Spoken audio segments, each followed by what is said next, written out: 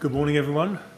Welcome to today's hearing. I'm sorry we've kept you waiting a few minutes. I'm afraid there are one or two administrative matters we had to sort out, but we're ready to start now. So, yes, Mr. Rowett. Good morning, Mr. Chairman. Before I call our first witness, can I make just a short announcement in relation to the witness order for today? We were scheduled to have a witness in the afternoon, Rebecca Ross. She is unfortunately unavailable today. Right. And so once we've dealt with the witness this morning, we will use the rest of the time to read statements into the record. Yes, very well, thank you. Mr. Chairman, may I now call Elizabeth Sobiesczak? Yes, thank you very much.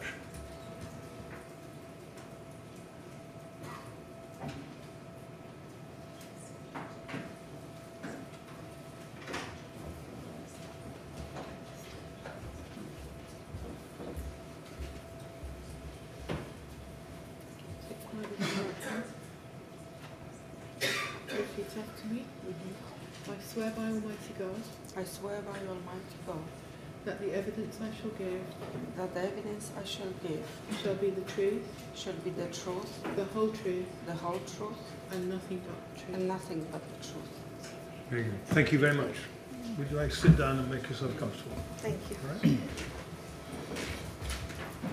Yes, Mr. Rowett. Thank you, sir. Good morning. Can you give the inquiry your full name, please? Mrs. Elizabeth Sobiesczak. Mrs. Sobiesczak, thank you for coming to give evidence to the inquiry today. Your help is very much appreciated.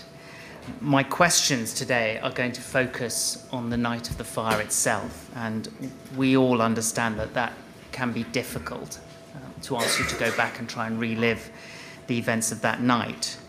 And so what I would ask is that if at any time you need a break, please just let me know and we will stop. I'm going to try, hopefully, to keep my questions short and simple. If at any time I ask you a question that you don't understand, please do tell me and I'll put it in a different way for you. The first thing that we need to do is to formally put your statement into the record. Could we have, please, IWS 401105, page 1. What you can see on the screen that's on the witness desk, Mrs. Sobiesczak, is the first page of your statement to this inquiry. If you want a paper version, there's a bundle on the desk in front of you. What we need now to do is just go to page 7 of this statement, please.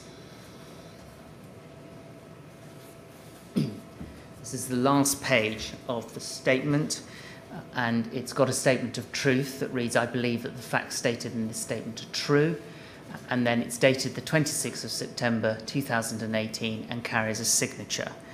Can you confirm that that's your signature? It is. And have you had a chance to read the statement recently? Yes. Yes, I did. And are the contents of the statement true? True. So there are no exhibits to put into the record. Right, thank you. If we go back to the first page, please. Can I just begin by asking you some background questions? In June 2017, you were living in flat 43 on the 7th floor of Grenfell Tower, is that right? That's correct. And how long by that time had you lived in Grenfell Tower? Since 1985, so it's 32 years. And is it right that flat 43 was a 2-bedroom flat? That's correct. And in June 2017, who was living in that flat with you? My husband and my daughter.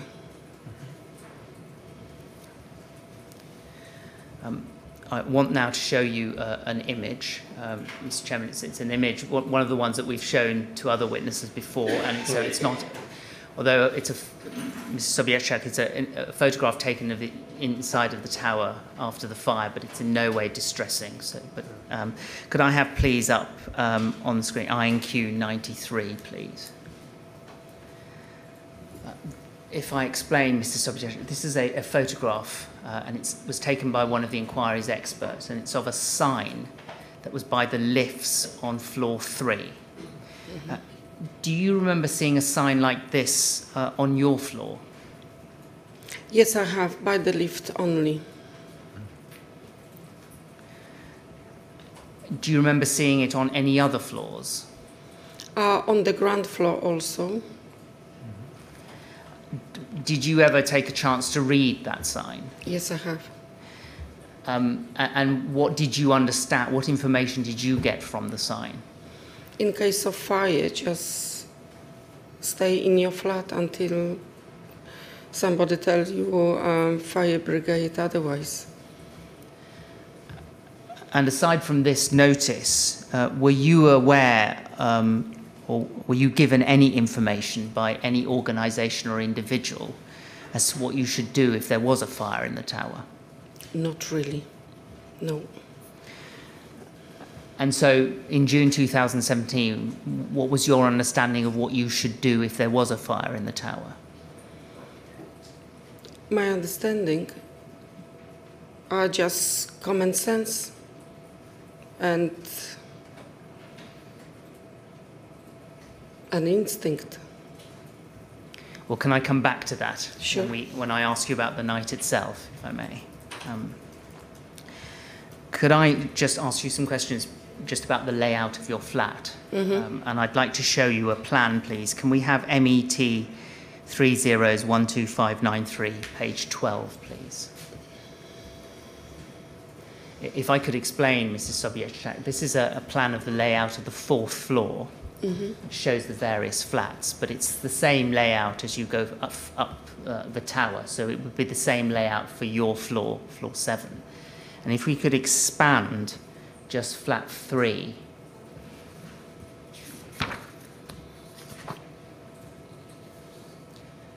So this would be the layout of your flat, and we can see the 2 bedrooms.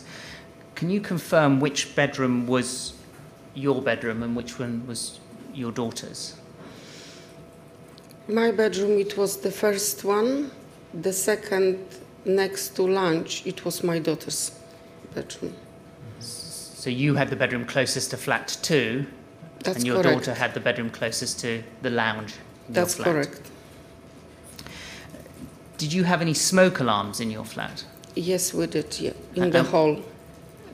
So one in the hall? Were there Just one in the hall. just one in the hall?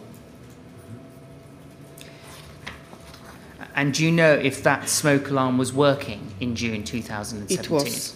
It was working. Could I take you to your statement, please? And let's look at page 2 of the statement and paragraph 5.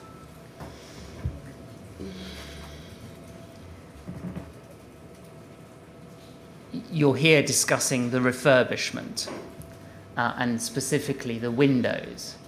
And you say at the second half of the statement, of the paragraph, if I read that out, when I saw the end result, the window looked nice and pretty. But then when they were putting on the insulation and cladding, I could see that it was very badly done. There were gaps everywhere, but they just covered up the bad workmanship. Everything was plastic. You could put your finger inside the gaps between the cladding, even after they had finished, especially at the corners. By the kitchen window, there was an even bigger back gap, and they simply covered it with black duct tape.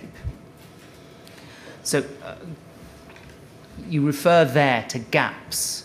After the refurbishment had been completed, were there visible gaps in your windows? Yes, there were. If we go back to the plan, please, MET 3012593, page 12.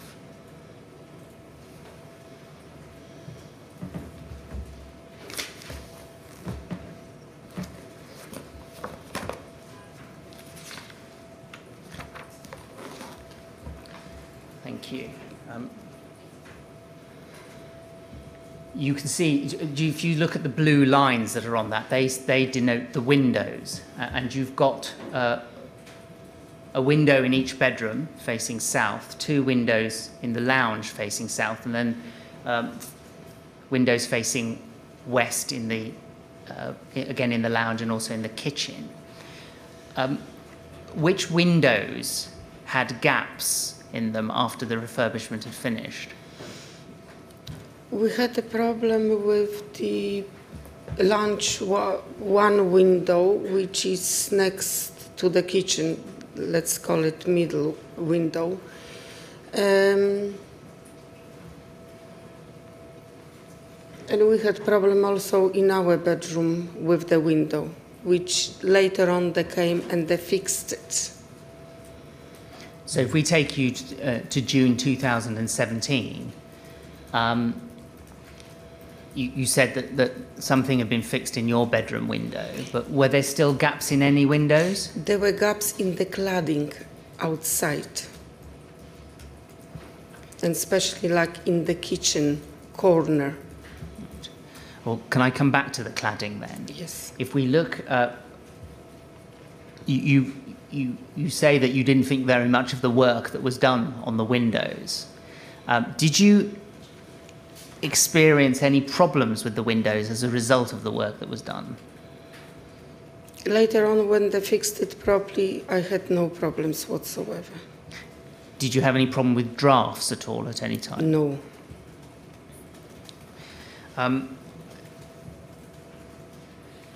You say there were gaps in the cladding. Can I try and help you with that by just showing you a photograph, please? And again, Mr. Chairman, it's a photograph we've shown a witness already. Yes. But for those who find any images of themselves distressing, this may be the moment to look away. It's BLAR 703, and then page 47 of that document.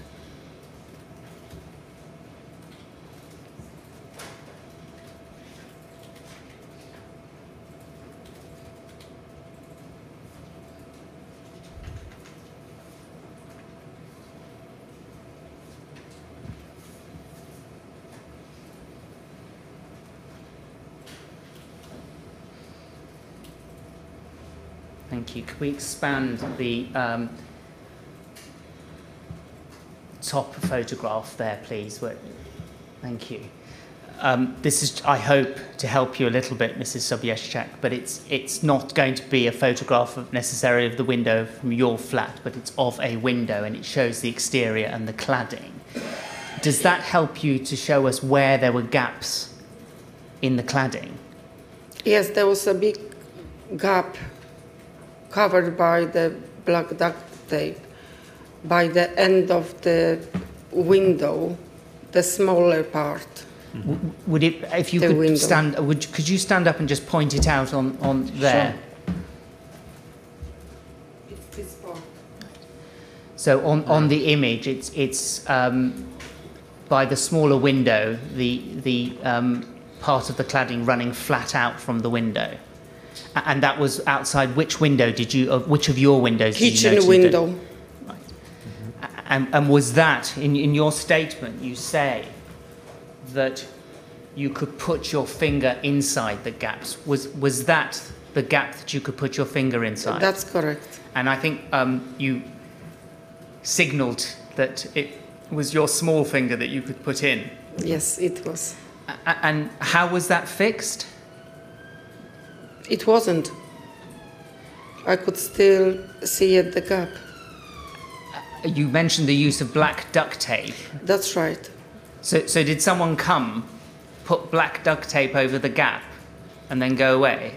There were kind of elevators when they were putting the cladding outside, so they were like traveling up and just masking wherever it had to be done. And was when in June 2017, was the black duct tape still there? Yes, until the night of the fire. Thank you. Could I take you now, please, to the night of the fire itself? And if we go, please, to page 2 of your statement.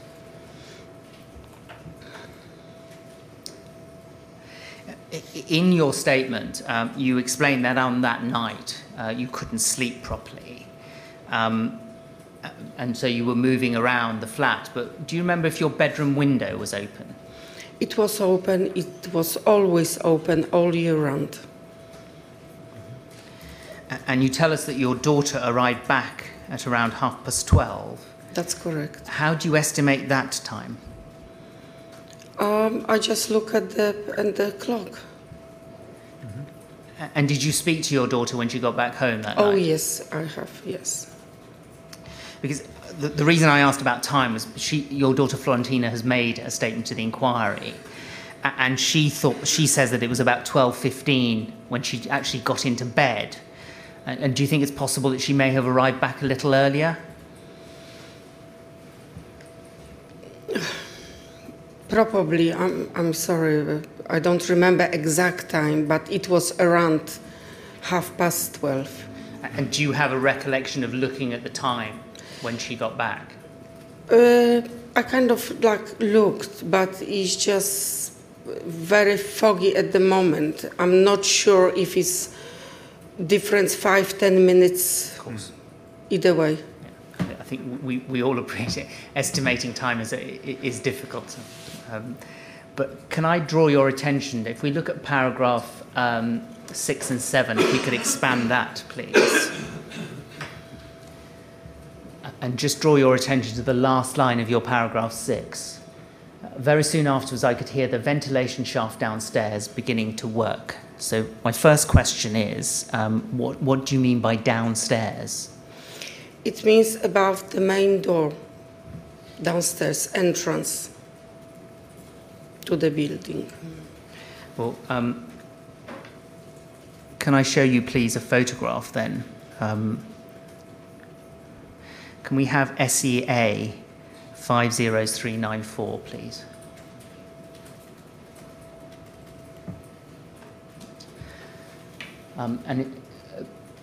Mrs. Sobiesczak, it's a photograph that I think was taken at about the time of the refurbishment, and we can see the lobby entrance with the green cover.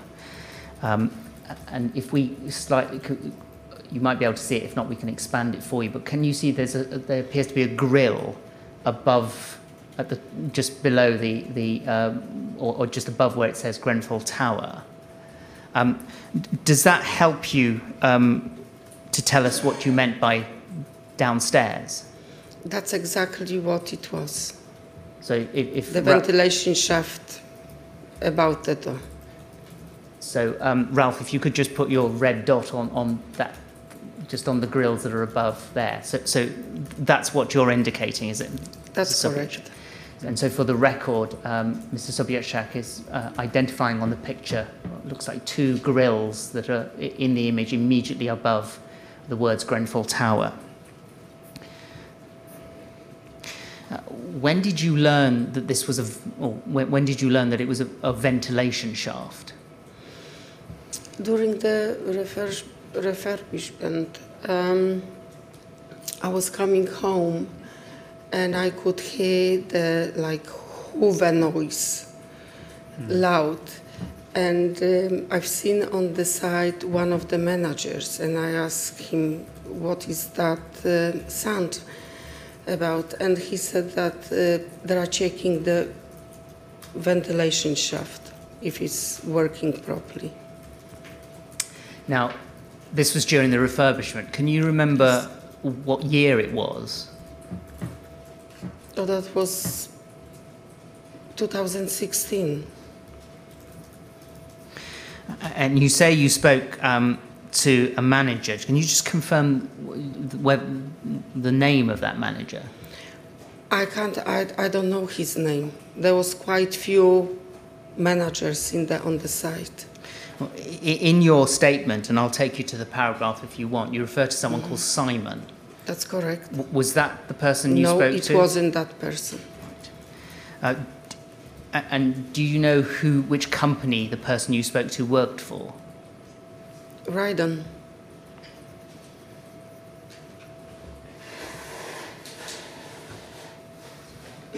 So this manager tells you that they're checking to see if the ventilation shaft is working properly. Correct. And did the person was it a male person? Yes, it was. And did he tell you what the system was supposed to be for?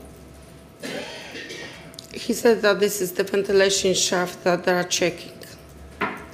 But did he tell you, if he described it as a shaft, did he tell you how far it ran in the building? No, he hasn't. And did he tell you what job it was supposed to be doing? No.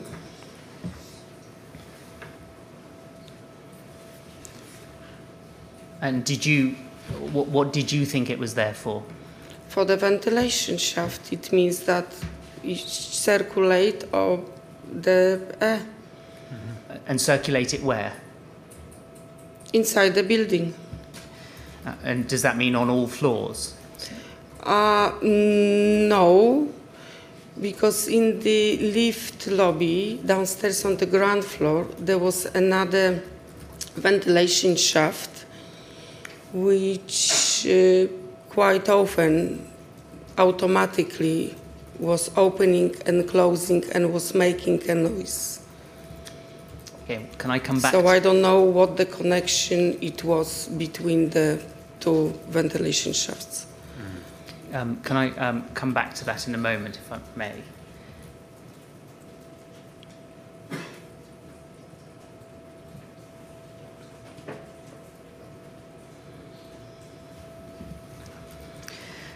So, focusing on this one, you described this as a Hoover noise. And was that the same noise that you heard on the night of the fire? That's correct. And between those two occasions, 2016 when you're coming home and they're testing, and the night of the fire, had you heard that noise on any other occasion? No, I haven't.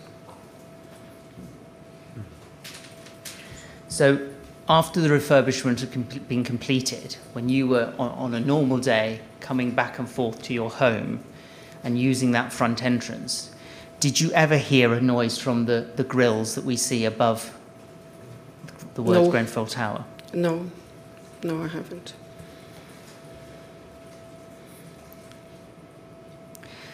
And just so that we can be clear, that you've described the noise as a Hoover noise. Can you give us, going back to the time when you first heard it, so it's during the refurbishment, how far away were you from the entrance when you first heard the noise? I was just coming around the corner. The walkway, which you can see it now on the picture, it was closed, so we have to go around the tower to the main entrance by the school academy.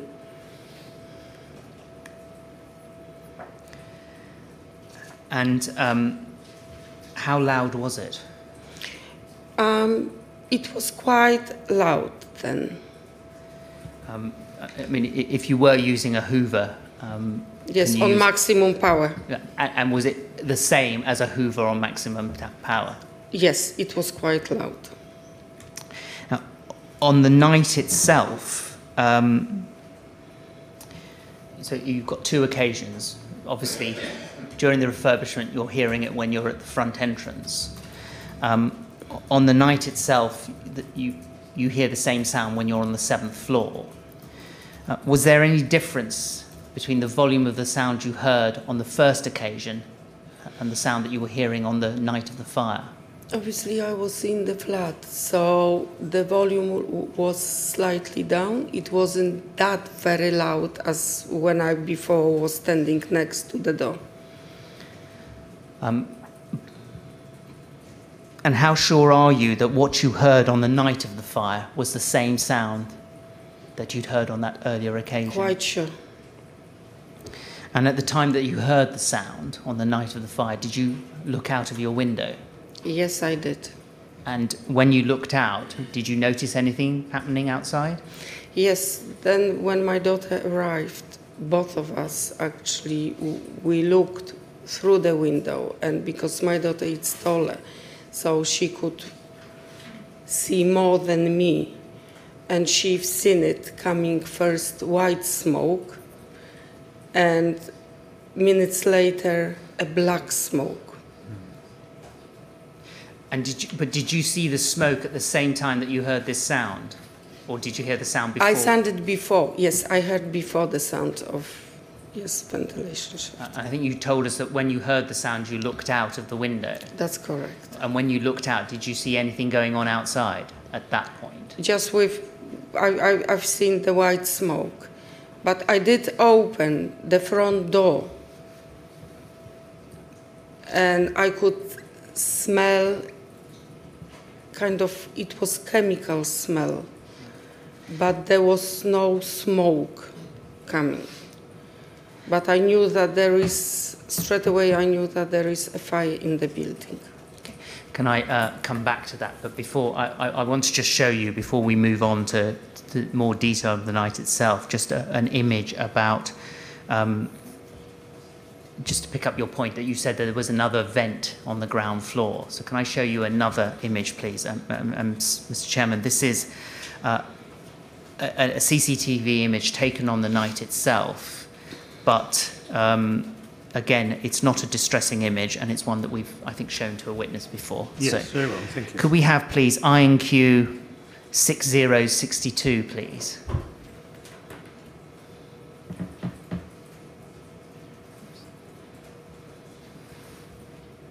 Sorry, no, I've given the wrong reference. Can I have INQ 50404, please?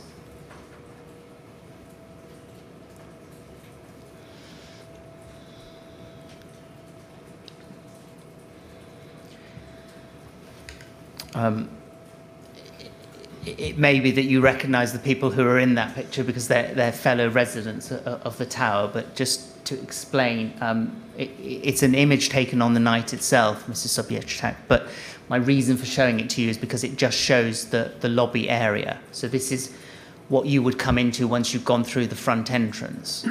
Now, you described that when you use the front entrance, you would hear there would be another ventilation system there. Does that help you to tell us where that was? That was in the lift lobby. So was that in the area beyond that open door? That's correct. And did you know what that was for? Because the space was closed completely, had no windows. So the ventilation shaft was flowing the air inside. It's like regulating. And that's inside the area of the lift lobby? That's correct. And what sound did that make? It just make the sound like you open the shutters up and down. Was it a loud sound, a quiet sound? You could hear it quite clearly. On the night of the fire itself, had you been out at all that day, on the 13th of June? Yes, I have. And when you came back home, did you use the lifts? Oh, yes. And so you would have gone through the, and it's Mrs. Alves that's holding the door open, but you would have gone through that door, wouldn't you, to get That's to the correct. lifts? And do you remember hearing that ventilation system when you were waiting for the ground floor lifts? From time to time, not all the time. And what about on that night itself? No, I haven't. And so, just so that I can be clear, is it that no, you did not hear it because there was no sound, or that you can't remember hearing something? When I was waiting for the lift, I didn't hear the ventilation that it was on. And what time can you remember what time you got back home that night? It wasn't night, it was in the afternoon, late afternoon. And then evening and night, I was at home. So taking late afternoon, is it? Can you give us a time that you might have got back home? Between 4 or 5 in the afternoon. Thank you.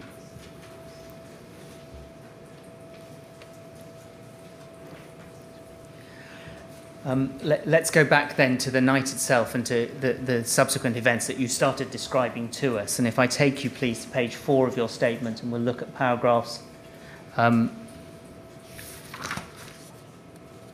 14 and 15, I think.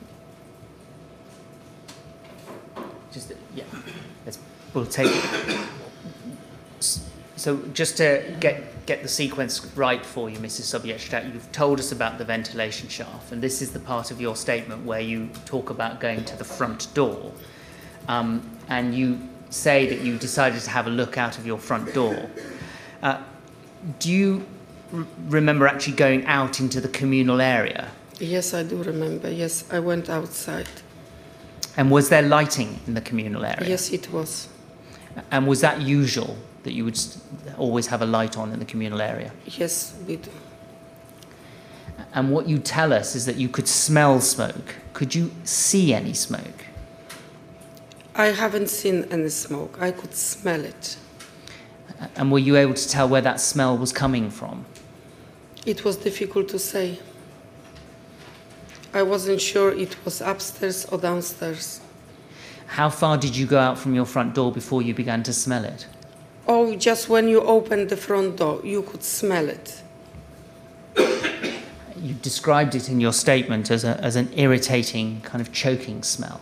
That's correct. Did it have any physical effect on you at that time? I had to cover my mouth when we were coming downstairs, when we evacuated. I'll take you back to that there. But this is your first time when you opened the door. You've smelt irritating smoke. Yes. Did it have do you remember it having an effect on you at that time? Not really. I just closed the door and went inside and talked to my daughter. And then I went again and opened the front door. And then when I saw my neighbor, Betty, on the landing. If we go to that second occasion that you've opened your front door and you meet your neighbour, and that's Betty Casote, isn't it? On that second occasion, do you remember seeing smoke on the landing then, on the communal area? Not heavy smoke, but you could see that it was like coming slightly foggy. And could you tell where the smoke was coming from? No. And what could you smell at that time? Again, that chemical smoke. And you say it's a chemical smoke. Smell. Is there anything that you can compare it to? Not really. It was just like kind of irritating, itchy, choking smell. At that time, and this is the second time you've gone out and you've met Betty, what was the temperature like in the communal area? Warm as usual. And you say warm as usual. Was that something that you'd noticed about the temperature in the communal area? No, it was always, because it's closed space, so it's always warm in there. The temperature, I didn't feel that it raised it. In normal times, when you're coming back and forth to flat 43, did you ever sense that, or find the temperature in the communal area to be uncomfortable? It was kind of stuffy. And was that always the case, or were there particular times of year when it was kind of stuffy? Usually every day.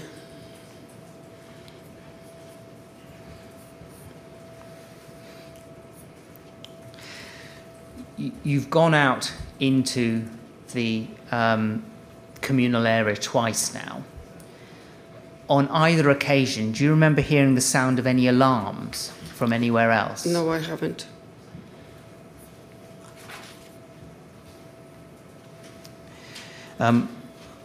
What you also tell us in your statement is that Florentina, your daughter, goes to Betty's flat and then comes back into your home, and then a decision is made to leave. And this is taking you back to that notice that we looked at a while ago. My question is this: what was it that made you decide to leave? That's what my daughter said. We have to leave. She was insisted that we have to leave now. And did that notice that we looked at, and you told us that you'd read it, which told you to stay in your flat, did that come into your thinking at all? No, not at all. You also explained that your husband Michael had by now woken up, and before you left the flat, you closed the windows and you closed the internal doors. To our bedrooms only. Yeah. So you left, did you leave the sitting room and kitchen door open? Yes, we did. Was We there thought- We sorry, thought that we will be back in 10 minutes. was there any reason you shut the windows? Yes, we didn't know exactly where the fire was coming from, so we just shut the windows just in case. In case of what? So the fire won't penetrate our bedrooms, our flat. Was it fire you were worried about penetrating or smoke? Rather fire. When you went out of the flat, did the front door close behind you? My front Your door. front door? Yes. Was it a door that closed automatically? No, we could still leave it open if you wanted. So, can you remember whether the door had a closing mechanism on it that would make it close automatically? No, it didn't. Did it ever have such a mechanism? Probably yes. You say probably. I mean, do you remember whether anything happened to the mechanism? Yes, it was removed When was it removed? by the person who put the door. By the person who was putting the new door inside. Let's break that down a little bit. When did you get a new door on flat 43? Oh my goodness. I don't remember exactly what year it was. Was it during the refurbishment? Oh no, that was done before that. And you say the person who fitted the door removed the mechanism. Yes. Did you actually see that happening? Yes, I have. And did you ask why that was necessary? It was just for us to have easy access to open the door. And sometimes when I was coming home with shopping, I had difficulties to open the door because they were closing on me all the time. So who decided that that should be removed? Well, the man decided that to make it easy, he will remove it. And had you told him, I have a problem with this door because it shuts on Yes. me? And then he offered to... That's right. Did the person who removed it give you any explanation of what that mechanism was for? I knew that it was just to keep it safe from fire. Were you happy that it was removed? Actually, I was happy, yes. Because we still could close the door. And was your door the sort that if it was shut, if you went out and shut the door behind you, Yes. did it need to be locked, or would it be locked automatically?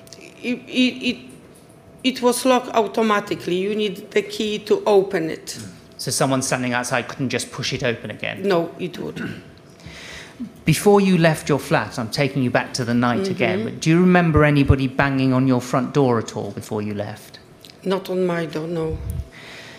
And when My Sorry, go ahead. My daughter, when she went outside to Betty's flat to see it, because Betty was saying, come and see what is going on outside, when the fire was on her side. Then my daughter came out and she started banging on our neighbor door. And which flat was that she... That was flat 42. And when you left the flat that night, do you remember seeing a firefighter in the communal area at all? I haven't. If I take you back to your statement, just forward in your statement to page 5, please, and we just look at the land, paragraph 19.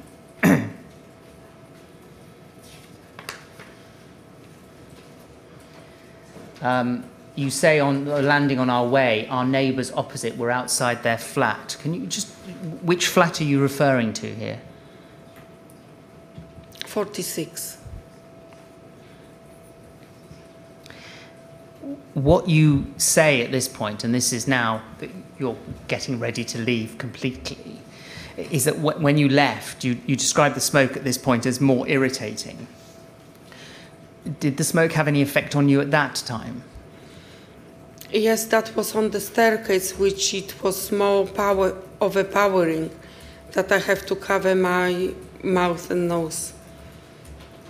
And did you have to do that once you got into the stairwell itself? Yes. Before we take you to the stairwell, could I just show you two images? And these, again, Mr. Chairman, are photographs we've shown previous witnesses. They're the floor 6 photographs. Oh, yes. Can I have side by side, please, BLA 402514 and BLA 402513? Mrs. Sobiesczak, just to explain, two photographs taken by one of the inquiry's experts. They're after the fire, but they're of floor 6. But if we look at, I think the photograph on the left as we look at it is 2514, and it shows it's looking in the direction of flats 1, 2 and 3, so towards the north side of the building. 2513 looks in the opposite direction to flats 4, 5 and 6, so towards the south side. So someone getting out of the lift would need to turn right. If this was on your floor, they'd turn right to get to your flat. That's correct. But what we can see is in the image on the left, you've got a grill, at least one grill on, there's two spaces, two at the bottom of the far wall, and then on the other side, they're at the top. Do you remember seeing those vents on your floor? Yes, I have. And did you know what they were for? Apparently, they're supposed to be the ventilation shafts, but I never heard them working.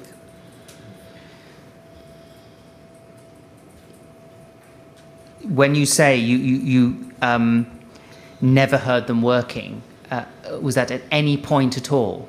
At any point at all. And specifically on the night, did you hear them? No, I haven't. I just want you to clear up something for me, because Florentina has made a statement, as you know, to the inquiry. She said that you told her that you'd noticed that the air vents on the right-hand side by our door had switched on, and you'd never heard this before. So that could mean that it's those vents. Was that what you were referring to? No, I was referring to the one outside the building by the main doors, that I heard the ventilation shaft in there. Probably she assumed that I was talking about the ventilation inside.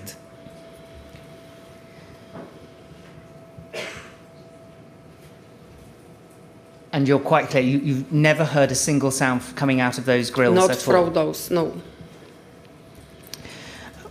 When you left for the stairwell that night, so there's yourself, there's Florentina, and there's your husband. Did you all leave together?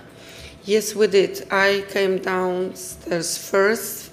My daughter followed me, and on the end, it was my husband.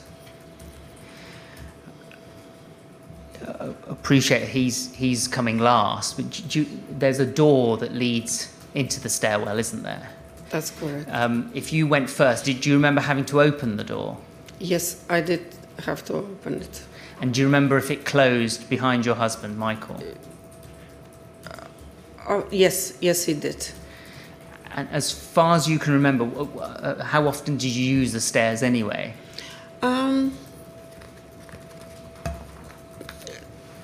Not so many times, but usually the door to the staircase was closed, and it just automatically, if anybody was coming or going, like the postman, it was just shutting, by itself afterwards.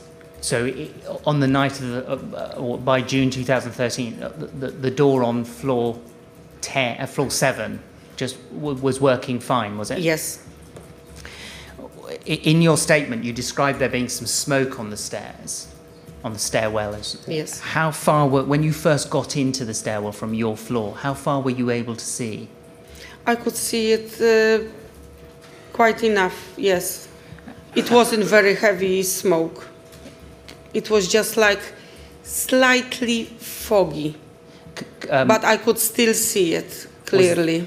Was there less smoke in the stairwell when you got into it compared to the communal area? It was more on the stairwell, on the staircase than in the lobby.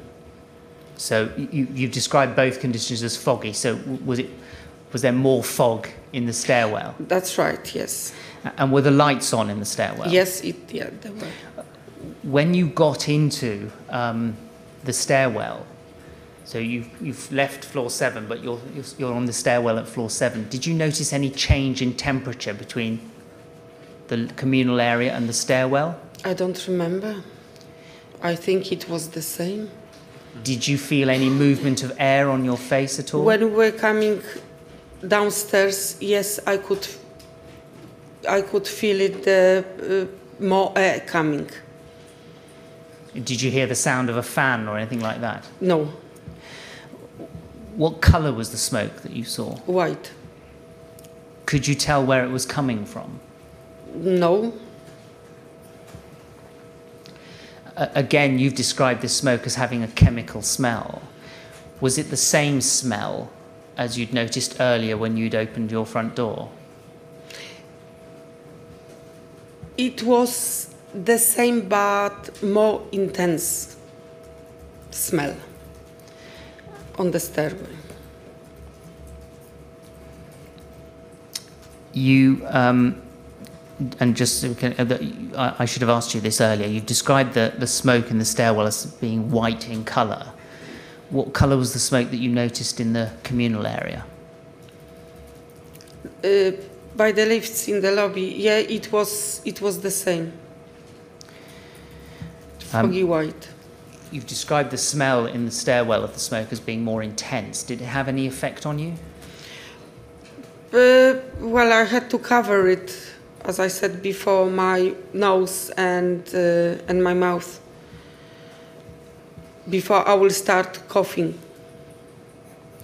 You then make your way down the stairs. Did the smell change at all as you went down the stairs? Yes, it did. Towards the ground floor, towards the staircase,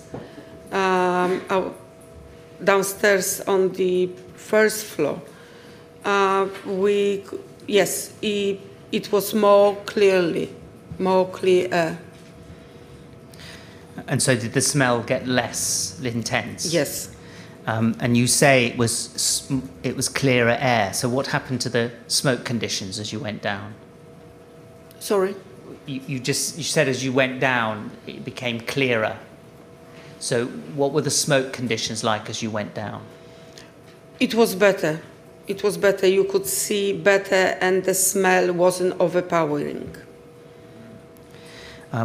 You tell us in your statement that on the way down you passed a lady who was walking slowly. Did you have any difficulty getting past her on the stairs? No, I haven't. One last point, what you also said, you told us in your statement how you left the tower, but that your daughter Florentina stayed behind and was directing people. Can I just show you an image, please? Again, for those who are either watching or in the hearing room, this is a CCTV still taken on the night itself, but it doesn't show anything distressing. Could we have, please, INQ 435?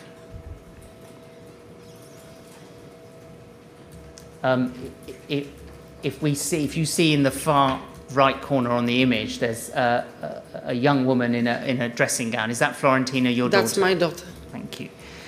Mrs. Sobiesczak, those are all the questions I've got for you. Mr. Chairman, I would have asked for a break in any event, but can we have the usual break so that I can use the time also to see if there's any supplementary Would questions? it be sensible if we had a usual slightly longer break at this stage? Yes, please. Yeah. Yes. Well, Mrs. Sobiesczak, we'll have a break now. Probably you'd quite like a break in any event. I'm going to ask you in a minute to go with the usher. Please don't talk to anyone about your evidence while you're out of the room. And we'll come back at 11:20, and we'll see then whether there are any more questions for you, and take it from there. All right? Right. Thank you very much. We'd like to go with the usher. Thank you.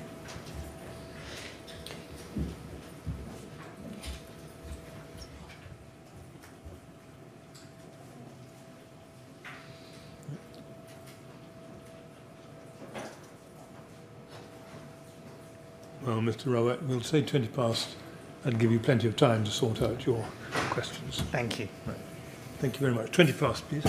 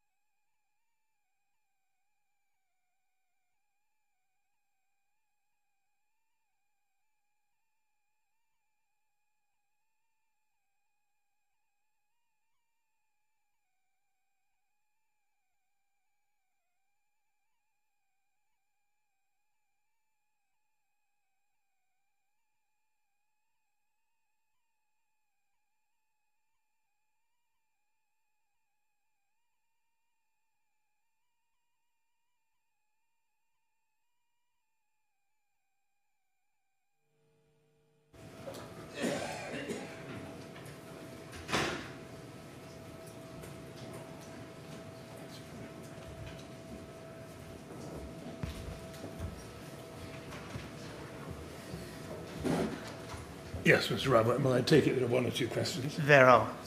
Yes. Can we ask the witness to come back, please?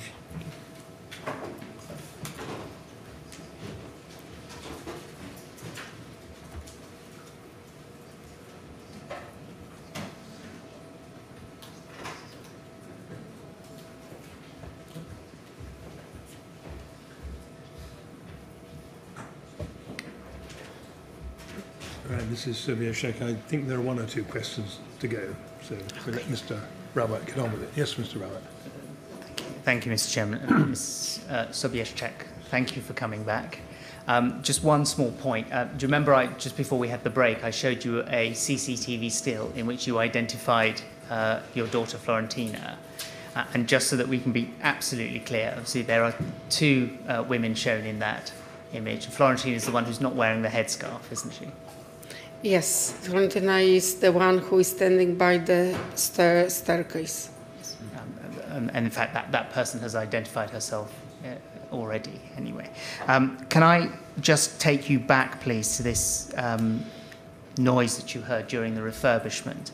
I want to show an image which was taken during the refurbishment. Could we have, please, BLA 404531, please?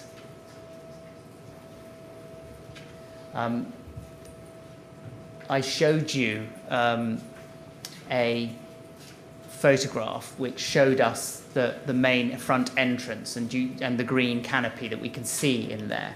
I'm grateful to the representative of PSB who put in this smoke extraction system for correcting me on this, but the image that I showed you is not vents for a ventilation shaft.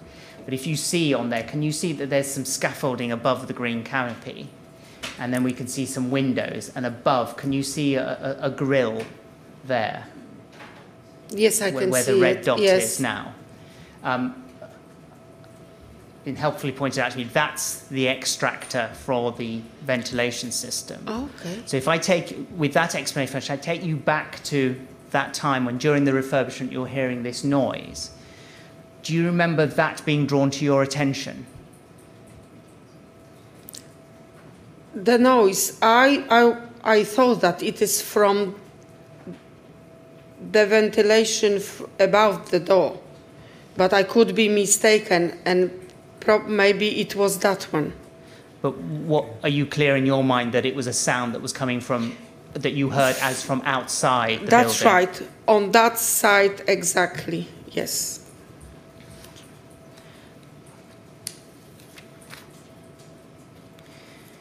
And if I just, so that we're absolutely clear about your evidence, you heard that sound when you were outside the building? Yes. And you heard it, and you also heard a sound from a ventilation system when you were in the ground floor by the lift lobby. Is that right? Yes, from time to time. It is like, as I said, because there was closed space, there was no windows, so they put it like ventilation, and the grid, when it was opening and shouting and shutting, you could hear the noise it was made. And did you actually see it open and shutting? Yes. And was it a grill in the wall, or was it above you when you were by the lifts? In the wall. I mean, on the wall. But what you never heard was the sound of a system operating on your floor? No. And you never heard it on that, certainly on the night of the fire? Definitely not. Okay, could I just now take you, please, to page 4 of your statement, and we look at paragraph 13.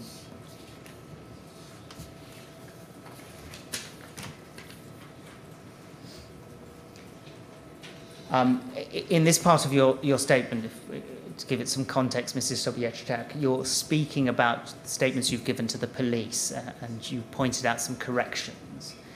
And you refer there to a meeting. In the police statement, you talk about a meeting which you attended at which someone called Simon was present. But what you say is that this is a mix-up, not quite correct. I did know Simon and did know that he was a manager of the project for Ryden. He later got another job and left, but whilst he was there, he was one of the more helpful people and would actually explain things to us. He was the one who told me that they were testing the ventilation system that I'd heard. This is how I knew the sound and recognised it, but the explanation was not at the showroom meeting. So,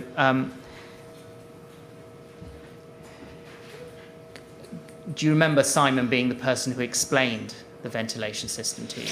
No, it was another manager who told me what was happening, that they are checking the ventilation system. But then a few days later, when I've seen Simon, the manager, one of the managers, I mentioned it, and he said that yes, they have been checking the ventilation system. And did he... Sorry, you finish your answer. No, that's okay. Did he tell you anything else about the ventilation system? No, not really, no. So, just so that we're clear, you weren't given an explanation at a public meeting? No, the public meeting, it was in the showroom, one of the flats that it was done already for residents to see what to expect after the refurbishment. The new windows, where the new central and hot water system would be. Can I take you now back to page 2 and paragraph 5? Do you remember I was asking you questions about the problems you noticed in the cladding? Mm-hmm. One of the things you mentioned was that the workmen used an elevator on the outside of the building. Is it right that they didn't have scaffolding going all the way up the building? They just used an elevator? That's correct. And you refer in this statement to the use of black duct tape. Did you see someone covering the gap that you noticed with black duct tape, or did you just see the duct tape there? I just seen it. I haven't seen anybody putting it. Mm-hmm. I just seen it afterwards, that it was covered. And once you saw it covered, did you open your kitchen window and have a look at it? Oh, yes. And did anybody explain to you why this problem was being fixed in this way? Nobody. Did you ever raise it with anyone? Nobody wanted to talk to us. But does that mean that you actually went and raised it with someone and they didn't want to talk to you, or you just didn't feel able to raise it with someone? I didn't know whom to approach to say it, because the TMO, they were just like ignoring us, and whatever work should be done, it was taken ages after reporting. Those are all the additional questions I have for you, Mrs. Sobiesczak. I've just got one last question to put to you. That's okay. And it's this. And aside from what you've told the inquiry in your witness statement and the answers that you've given me today, is there anything else that you saw or heard on the night of the fire that you think it important to draw to the attention of the chairman?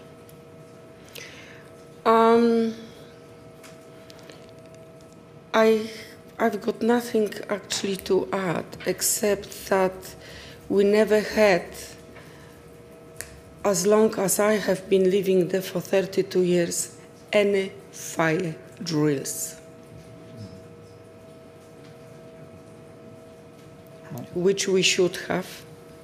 There was no meetings explaining where should be, in case of fire, the meeting point outside.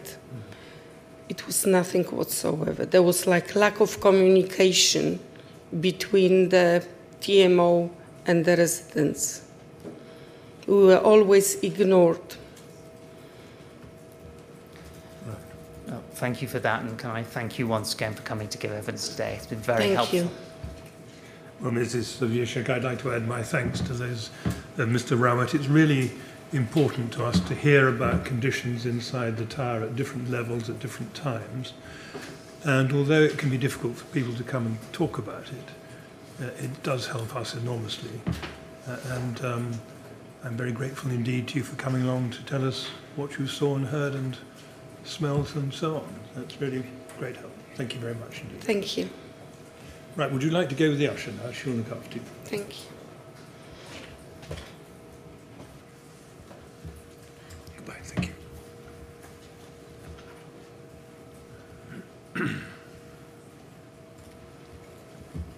Yes, Mr. Robert. Well, Mr. Chairman, can I? We've got obviously some time left, and I'd like to use that to Yes. put some statements into the record. Yes, of course.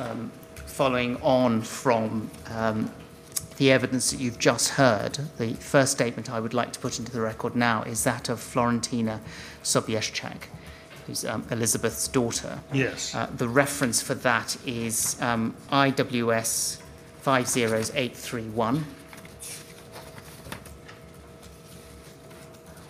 Yes, thank you. If we go, please, to page 6 of the statement. It's dated the 29th of June 2018 and signed with a statement of truth. There are no exhibits to accompanying the statement. In the statement, if we go back to page 1, please, Florentina explains that she'd lived in Grenfell Tower for all of her life, except for a couple of years when she was at university. And she finished university in 2014, and then in her last year returned to live with her parents and stayed living there after she'd graduated. If I could just turn to her account of the night of the fire itself, and that begins at page 2 on paragraph 7. On the night of the fire, I'd been out with a friend. We had quite a few drinks, and when I got back, I washed my face, got into my pyjamas, and got into bed. It was about 12:15 a.m. A short time later, I suddenly heard lots of sirens outside, and so I got up. I looked outside my bedroom window, which faced south. I saw a firefighter rushing around, getting a hose pipe connected, and I could see thin white smoke emerging from the east side of the tower. I went to my parents' bedroom to wake them up, but my mum was already awake and was looking out of their window, which faced the same direction as my own. We were discussing what was happening when my mum said that she could smell smoke, and so she went and opened our front door. I remember her saying to me that she noticed the air vents on the right-hand side by our door had switched on, and that she had never heard this before. I don't remember hearing this myself. As I was standing with my mother at the front door, our neighbours across the landing were in the process of leaving their flats. I think they looked more panicked than we were at that time. We saw another neighbour who lived in flat 41. She came from her flat and said she was surprised by what was going on. She said that there was heavy smoke in her flat and she could see flames from her window. I went into her flat and the whole place was full of heavy white smoke. It was thick enough for me to realise I needed to cover my mouth, so I put my robe across my face to stop breathing in the smoke. I went to her kitchen window and could see flames to the left side that were level with the window and were going up. I could tell that the fire was already higher than our floor. It was an utter shock to see flames at the window, and I realised that we needed to get out of the building quickly. At that time, it was about 45 minutes after I had arrived home. I think it was probably at about 1 o'clock in the morning. I went back to our flat again to tell my parents that we needed to get ready to leave. I felt that we needed to leave, but I was not panicking and did not feel in immediate danger at the time. I knew there were firefighters downstairs and thought that they would just deal with it. At the time, I didn't know the fire was spreading in the way that it was. I woke my dad, who was still sleeping, and soon after, I remembered that a firefighter knocked on our door. He had no mask or breathing apparatus and simply said, "Do you guys want to start coming down?" I was very calm and thought I should just do what he said. I work as cabin crew, and with my job, I think I went into work mode. We got ready quickly and we left. It took me only a few moments to get ready to go. I simply put my robe on and didn't take anything else with me. I remember looking back just before we left and my dad was shutting our bedroom doors. He also shut all of the windows and air vents. On the way to the stairs, I realised that I had seen all of our neighbours except for our neighbours in flat 42. So I banged on their door until they woke up, and then I told them there was a fire and they needed to get up. They knew nothing about it and seemed to have just woken up from me banging on their door. My mum, dad and I then started to go down the stairs. At that stage, there was an increasing sense of panic, but I remained calm and think this is probably because of my training at work. We're trained to deal calmly with emergency situations. You could hear people walking and talking. There was smoke in the stairway that was thick enough for people to be covering their mouths, but the smoke was thin enough for me to be able to see the person in front of me and where I was going on the stairs. There were people behind us, and I could hear them shuffling, but I was not sure how many people there were. At the bottom of the stairs, there were two exits to the tower. There was a main exit that people used every day that faced south, and a secondary exit on the east side facing the leisure centre. I remember as we were reaching the bottom of the stairs, I could see burning cladding and metal falling close to the secondary exit, and immediately realised that as this was the closest to the stairs, it might be people's first choice of route. I realised how dangerous this would be and that others might not have noticed. So when I arrived at the bottom of the stairs, I stood for a time facing people coming down and made sure that people used the main exit instead, as that route was safer. My parents left the tower whilst I stayed and did this. I remember shouting that the exit was blocked and that people needed to go the other way. I think I redirected about 30 people before my mum and dad came back inside to grab me. Their faces showed sheer panic in a way I had never seen before. My dad yelled at me that we needed to get out of the tower block as the tower block was going to collapse.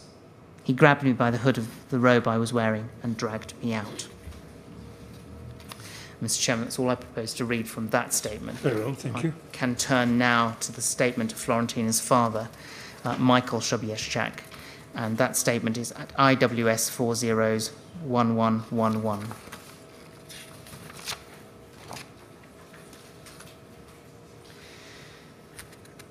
If we go, please, to the last page.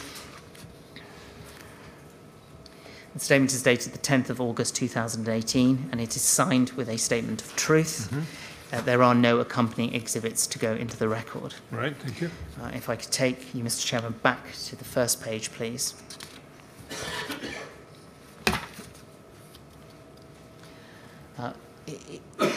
In this statement, Mr. Sobiesczak explains at paragraph 3, Grenfell Tower had been my family's home for 32 years.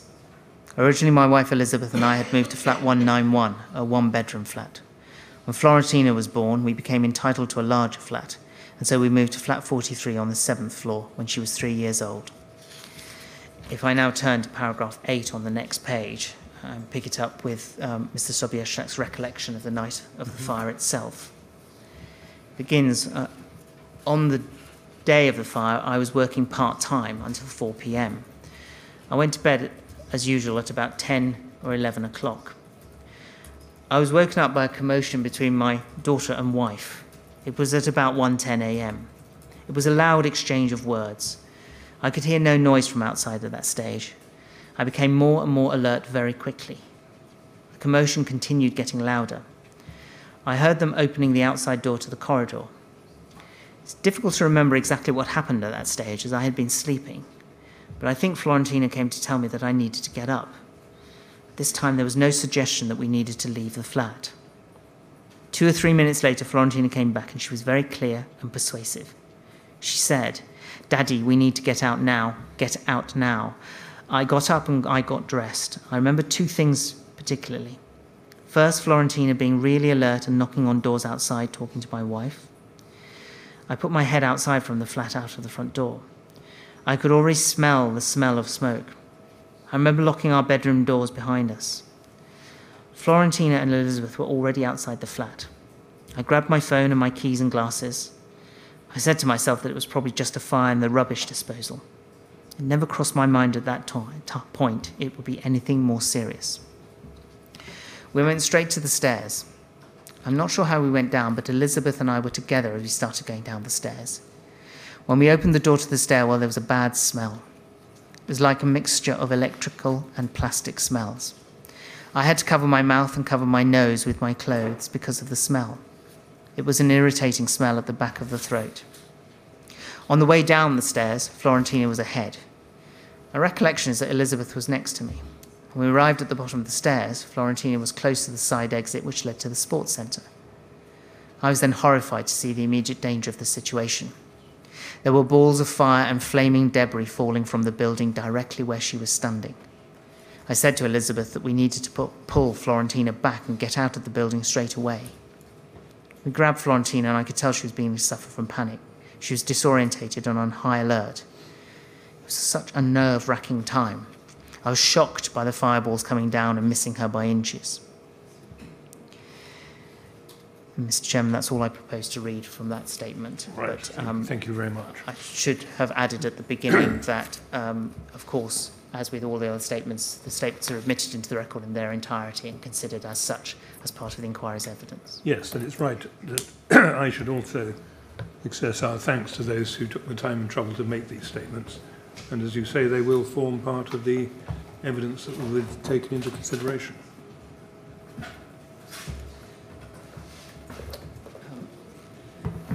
Can I now take us back a little bit? You'll remember, Mr. Chairman, that we heard evidence from Mrs. Wang Can Kwang. Yes. And what I'd like to do now is to read into the record the evidence of her former husband, Vang Quang Ho, who's made a statement as well to the inquiry. So could I have, please, IWS 50925.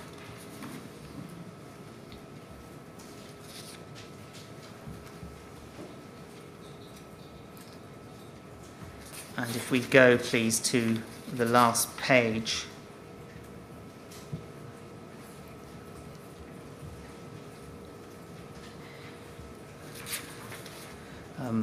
We see, I don't think it's accompanied by a statement of truth, but it is signed, and each page is signed, and the date of the statement is the 11th of June 2018. If I could read some parts of the statement. Yes, thank you. And we go back to page 1, please, in paragraph 3.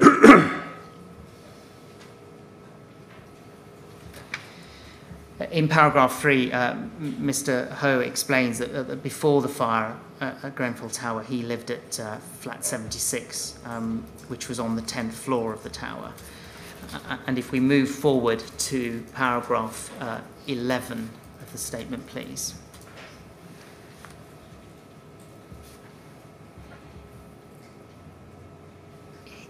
He has this to say about the refurbishment. After the refurbishment of the tower in about 2016, a new front door was fitted to the flat. When it was first installed, the door would automatically swing shut. However, after a period of time, I do not know how long, it would no longer automatically swing shut, but would stay open until it was physically shut. I would need to apply force in order to shut it, as it was heavy. I do not know if my wife ever asked for it to be fixed, but I did not. I think the door had 3 or 4 hinges on it. The door would shut quite tight. There were not any gaps between the door and the door frame. He continues in paragraph 12. During the refurbishment of the tower, in addition to a new front door and smoke alarm, I can recall that a new boiler and heater timer were fitted. Rewiring was done and new windows were installed. I was happy with all of the changes made, and I was not aware of any problems with the flat as a result of the refurbishment. Within the flat, we would always leave the door between the kitchen and the hallway open. We would usually leave one of the 2 windows in the kitchen open, even when we went out, leaving it open a little. The windows in the kitchen opened outwards, with the hinges on the vertical frame so that the gap would be at the side of the window. There were safety devices on the windows, so they only opened approximately 8 inches. We would only open one of the windows, as the fridge was in front of the other window. He goes on in paragraph 15 to say this: the extractor fan in the kitchen was above the cooker. My wife installed this. The extractor fan had a pipe which ran out of the window when it was open. The pipe was about 10 centimetres in diameter. Before my wife installed this, there was no extractor fan in the kitchen. Before the windows were changed, they used to open wider, sliding one behind the other, so there was better ventilation than after they were changed. While I believe the extractor fan was working on the night of the fire, it was switched off in the evening, so we only used it when we were cooking. If I could turn now to the events of the night itself and Mr. Ho's account of that. And you may recall that Mrs. Kwang wasn't actually aware that her former husband was in the flat until she was alerted to the fire herself. Mm-hmm. And he explains at paragraph 20 on page 4. I got to my flat at about 11 p.m. on the evening of 13th of June.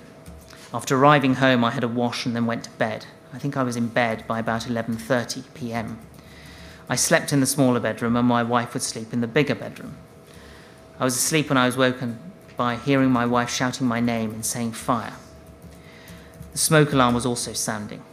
I do not know what time this was, as I did not look at a clock or my phone. The light in the bedroom was off. There was no smoke in the bedroom. The statement then continues. I went to the bedroom door and opened it. When I opened the door, I saw smoke in the corridor. Smoke came into the bedroom. Although the lights in the corridor were off, usually I would be able to see in front of me while in the corridor, as light from outside the flat came through the open kitchen door, and the window above the kitchen door had a glass panel, both of which provided some light into the corridor, even if all the lights were off. However, when I opened my door, I could not see anything due to the smoke. The smoke was very thick and black. I could not see where the front door was to get out. If I put my hand out in front of me, I would not have been able to see it. I could also smell the smoke. I then picked up my mobile phone and my keys, which were on a chest next to the door. I did not see any flames in the flat. However, I did see the flickering light that comes from flames. This flickering light was coming from the kitchen, and I saw the reflected flames because the door to the kitchen was open. I never actually saw a physical flame, so I cannot say precisely where the flames were coming from. However, I think they were outside the kitchen window and that the smoke was coming into the corridor from the open kitchen window, but I cannot be sure. We tended to keep the other internal doors shut, so I think these would have been closed on the night of the fire. After my wife had called for me, she ran back into her bedroom to get some belongings. When I opened my door, I could not see her. After I had grabbed my keys and mobile phone, I asked where she was. I was stood in front of my bedroom window. I told her to run to save her life. Everything felt confused to me and I was scared. I heard my wife come out of her room, although I could not see her due to the smoke. I felt for her hand and I ran to where the front door was located. Because I could not see the door, I felt around for the door handle. In order to lock the front door, you would lift the door handle up. Therefore, in order to open it, I pushed the handle down. When I opened the front door, I did not see any smoke on the landing. There was only smoke behind me. I did not see any fire. I saw firemen on the landing. I cannot be sure, but I think there were 2 or 3 of them. I think they were male, but I cannot be sure as I could not see them properly due to their protective equipment which covered their head. I did not see any other people. I went out of the flat. I did not shut the front door, instead leaving it for the firemen to deal with. I believe at least one of the firemen spoke to us, a male, but I could not understand what he was saying. One of the firemen pushed me towards the door together with my wife. There is a door from the landing to the stairs which you push and which automatically closes behind you. I pushed it open and began to run down the stairs. I was scared of dying, so I ran fast. I did not see any other people on the stairs. There was no smoke on the stairs. I'm not sure how long it took me to run down the stairs. However, it would normally take me about 3 or 4 minutes to walk down the stairs, so it would have been less time than that. When I got to the bottom of the stairs, I ran out of the main exit, which faces the walkway. I'm going to pause there and just move to finally read paragraph 34 on page 6 of the statement, which reads as follows. Before the fire, I was aware from friends of the stay put advice from the fire brigade. My understanding of what the policy meant was that in the event of a fire, a fireman would come to rescue us, and that we should not leave the flat as it would be too dangerous. However, there was black smoke and there appeared to be fire in our flat, so we left. And that's all I propose to read from Mr. Ho's statement. Right. Thank you very much. Thank you. If I could now turn to statement of Mrs. Kwang and Mr. Ho's daughter, Lucy Ho, please. That statement is at IWS 50655.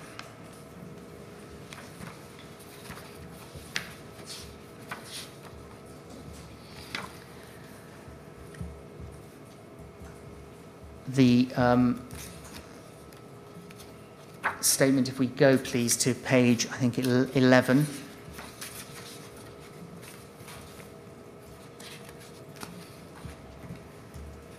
It carries a statement of truth. It's dated the 30th of May 2018 and is signed.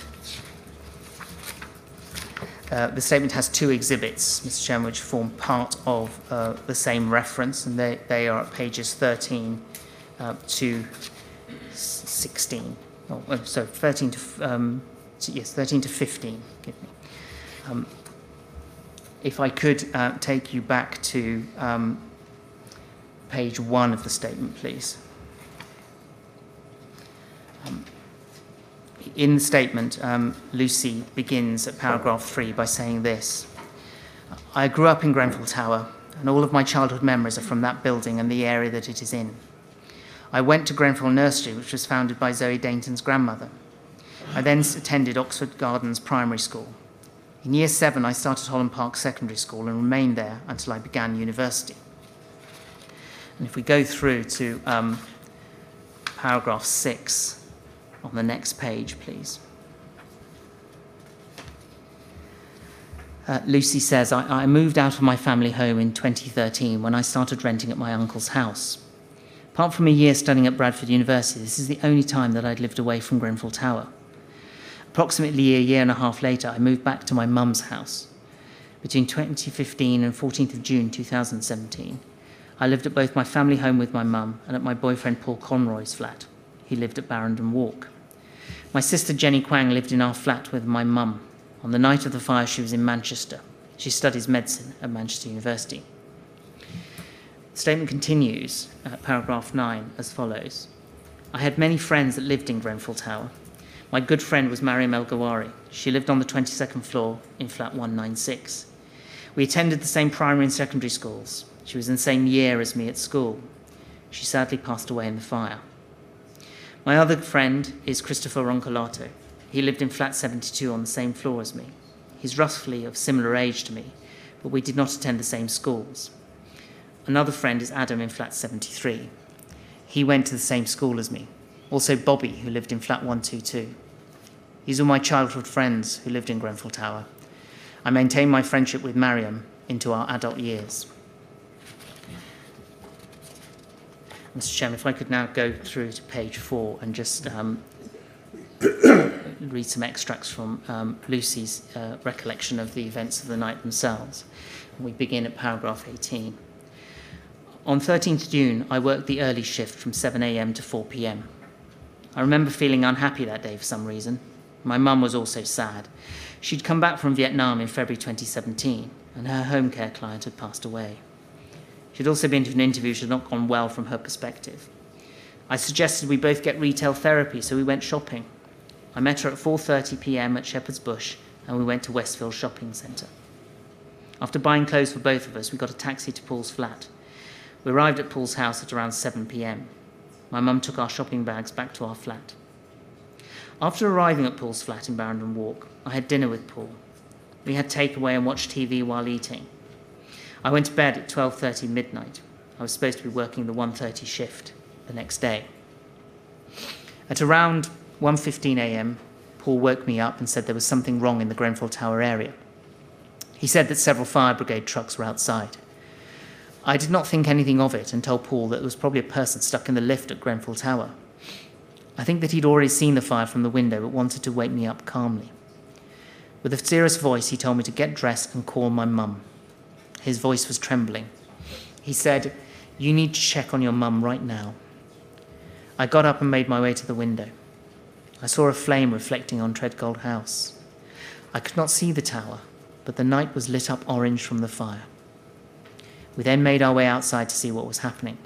We went through the 300s inside the block to the side of Barrington Walk that leads onto Grenfell Walk and that faces Grenfell Tower. We had a fob key that gave us easy access to that exit rather than going around.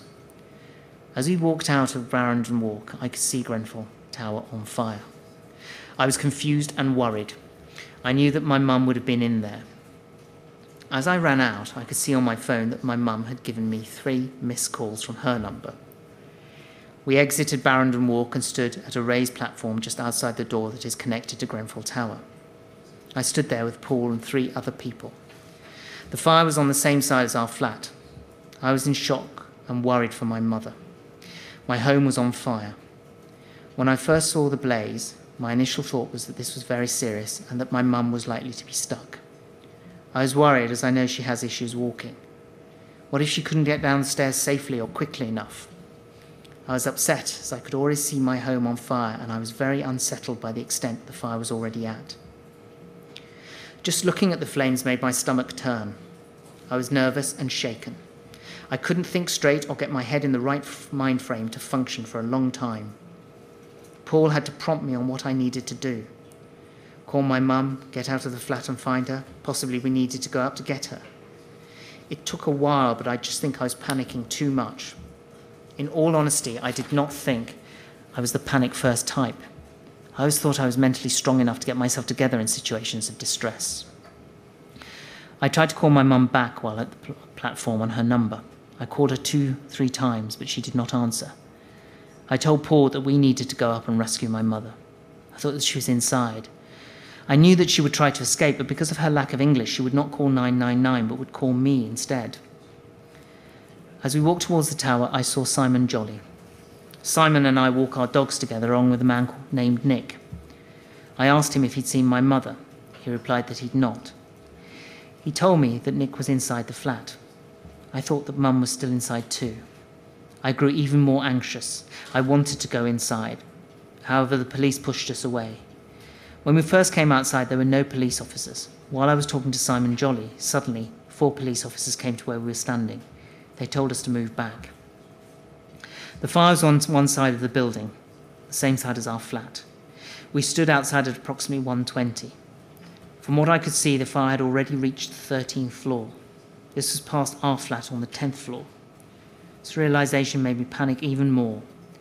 I turned to Paul and said, "The fire's gone past my mum's flat." Paul was very calm and kept his head. He could see that I was panicking and did not want to worry me. He said that my mum had tried to call me, which means that she must be safe. He suggested that she could already be outside and that we should look for her. If I go to paragraph 29, Lucy continues, "It suddenly clicked to me that my dad may also have been in the building. He does not live with us, but he pops up now and then unannounced. I rang him and he picked up straight away. I asked him where he was and he replied, 'The building's on fire.' I asked him where Mum was and he said she was with him. He passed the phone to my mum and she told me that they were outside. I was not sure if she meant outside the flat, but still inside the building. So I kept asking her questions until I knew for sure that she was outside and away from the building. I told her not to go anywhere near the flat. Her voice was trembling. She was not crying, but she was unable to speak. I told my mum to go to Paul's house. I wanted to make sure that she knew it, so I told her to go to the same place where the taxi had dropped her off at 7 p.m. last night. Paul and I rushed back to Barrington. When we reached outside Barrington Walk, I saw my mum and dad outside. My mum had pyjamas and slippers on. My dad did not have any shoes on. We went inside and Paul made tea for us all. Paul gave my dad a winter jacket and sandals. It was a cold night, so my dad definitely needed the jacket. If I move now to paragraph 33. After I had made sure that my mum and dad were fine, I went out to the balcony to smoke a cigarette. I was calming down. My mum was fine. The flat may be on fire, but my mum was fine.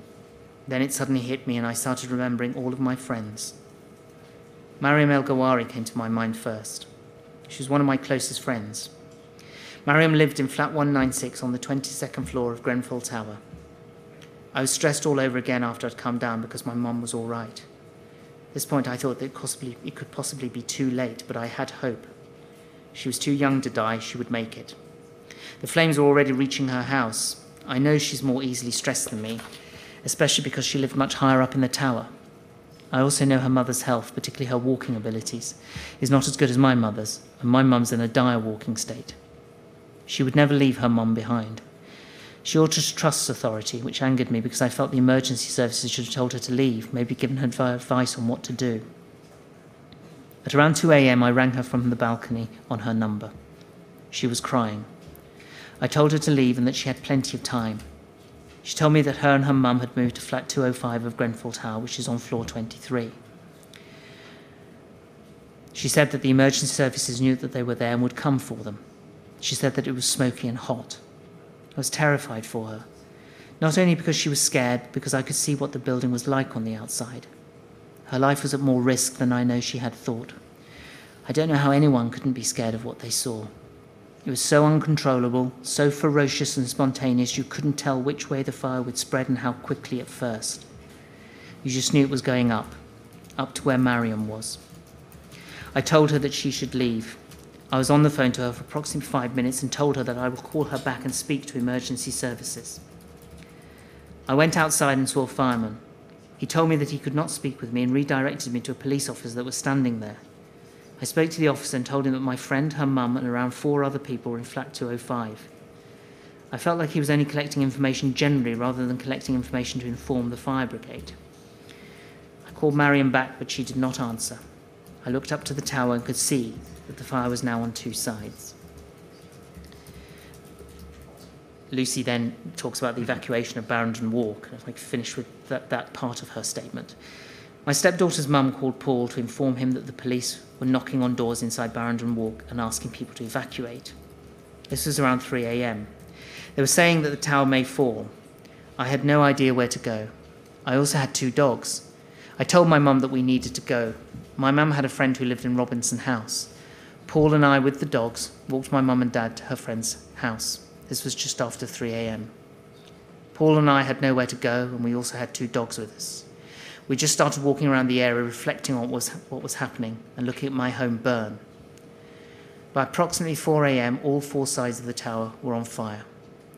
From the intensity of the fire, I knew that there were going to be many casualties. I saw people on the 23rd floor, which is the top floor.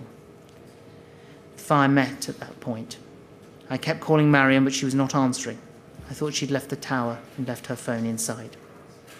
I sent my boss a message early in the morning to tell him that my house was on fire and I would not be coming to work. And that's all I propose to read from Lucy Ho's statement.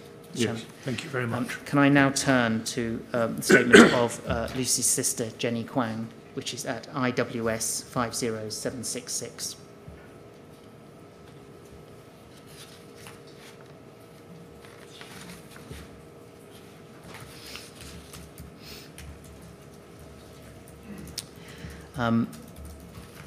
If we go, please, to the last page,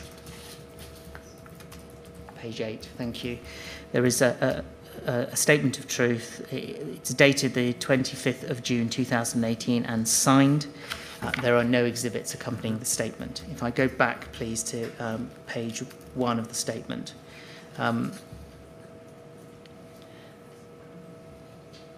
Jenny, in her statement, explains some background. If I pick it up at paragraph 2. I'm 23 years old. I lived on the 10th floor of Grenfell Tower in flat 76 with my mum, Hong Kwang, and my sister, Lucy Ho. My mum was a council tenant and moved to Grenfell Tower in 1990 before I was born.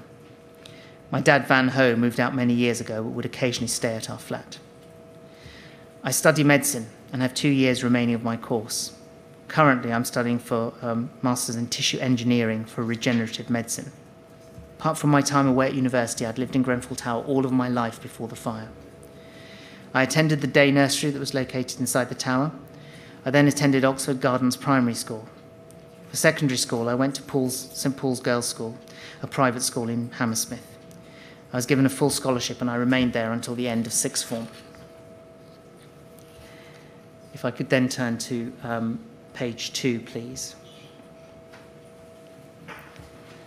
And just to read just 2 paragraphs in relation to flat 76 itself. Jenny has this to say at paragraph 11. We had 2 smoke alarms, one in the kitchen and the hallway. These were put in by the council in, I think, 2013, replacing the old ones. I do not remember them checking the alarms after they were put in. We did regular checks to make sure that they were working. Other than fire alarms, I do not recall there being any other fire safety measures. The front door to our flat was red. It was relatively new, having been replaced in the last 5 years. Once opened, it would not shut by itself and would stay open until someone closed it. I do not think it had a self-closing mechanism, and I do not think it was a fire door.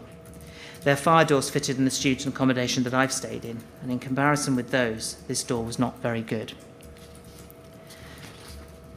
If I could now turn to page 4 of the statement, Mr. Chairman. you will have gathered both from the evidence of Mrs. Kwang and the statement of Lucy that Jenny was not in Grenfell Tower on the night itself, but at university in Manchester. At paragraph 24, I won't read this out, but 24 to 28, she sets out how she learned about the progress of the fire through a series of text messages with her sister, Lucy. Yes. And if we go to the next page, and what I just want to read, though, into the record is paragraph 29. And this is sometime after 6:30 on the 14th of June itself. And Jenny says this: I turned on the television and saw the fire burning my home. The flames were ferocious and were bright orange. I burst into tears. My home was burning and I was away from my family. I felt hopeless and confused. I realized then that it was all real.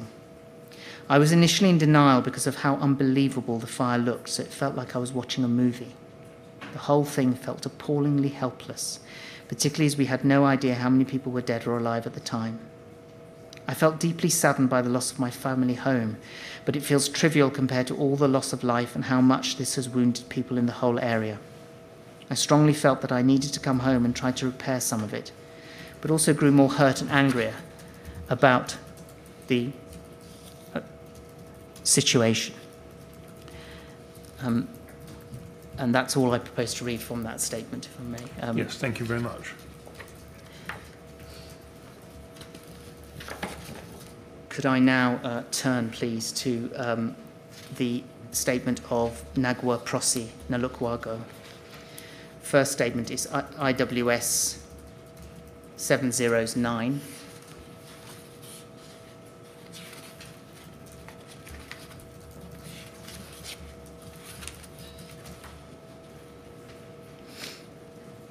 If we go, please, to page 6 of the statement.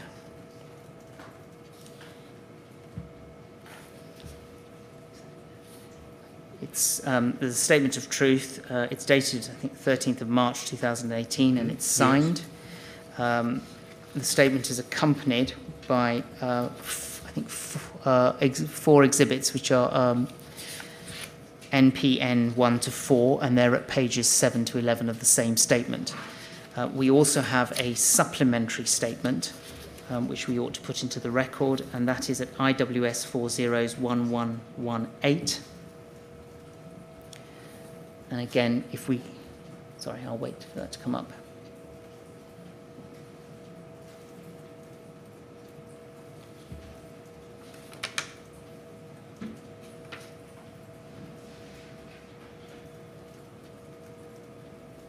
Thank you. If we go to the second page of that,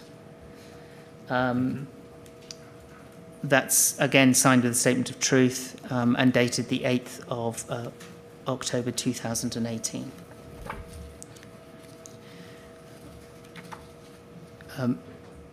Ms. Nalukwago, if we go back to her first statement, so IWS 709 at page 1, please.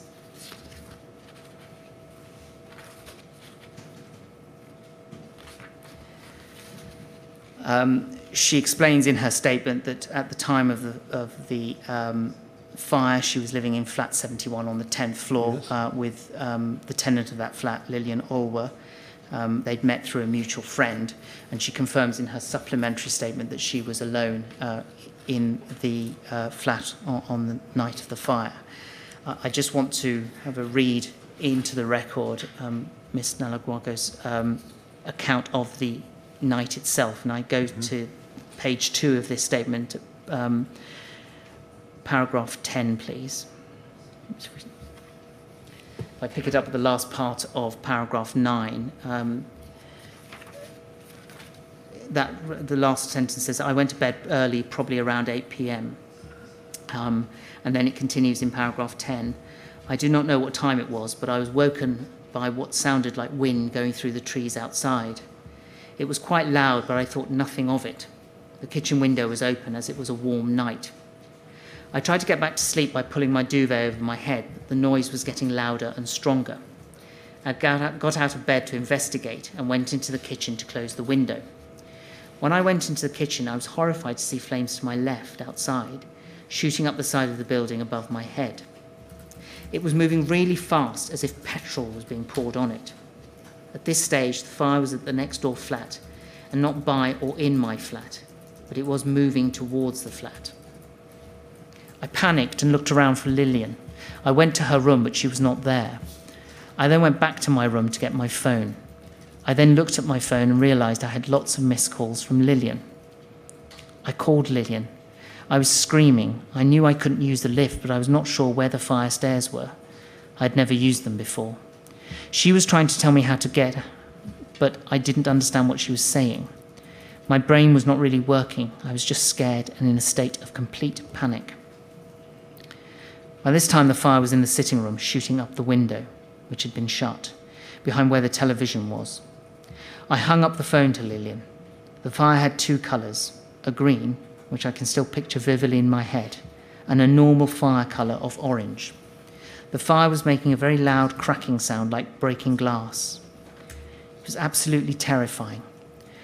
It was eating the television, which was in the left-hand corner of the living room, and was running across the wall by the window, eating the pictures. The statement continues at paragraph 16. I truly believed I was going to die. I wanted to call my family to say goodbye. I called my auntie, Monica Nakimbugwe. She's not my blood relative, but she's the mum of my best friend, Irene, and she's like a mother to me. I told auntie I was going to die in the flat. I'd gone in the kitchen by the window and I told her I was going to jump. She was talking to me, trying to make me calm down. She told me I had to get out. I opened the door to the flat. There was no light and it was very dark. As soon as I opened the door, I was hit by a wall of black smoke. It was hot. I couldn't see anything. There was no noise in the lobby. After I'd opened the door, the smoke alarm, which was on the ceiling by the door in the flat, started to go off. I do not know who fitted this alarm or how it operated. I recoiled back and quickly shut the door. I was still on the phone to my auntie. She told me that I had to try and get out. She was screaming at me, commanding me. I did not have any clothes on. I went back into my room, put on a leather skirt and a striped t-shirt. The fire had by this time eaten the stool, which was to the right of the television, had moved into the living room. She told me to get some wet towels and cover up. I had earlier soaked a duvet ready to be washed the next day. It was still wet. I went to the bathroom.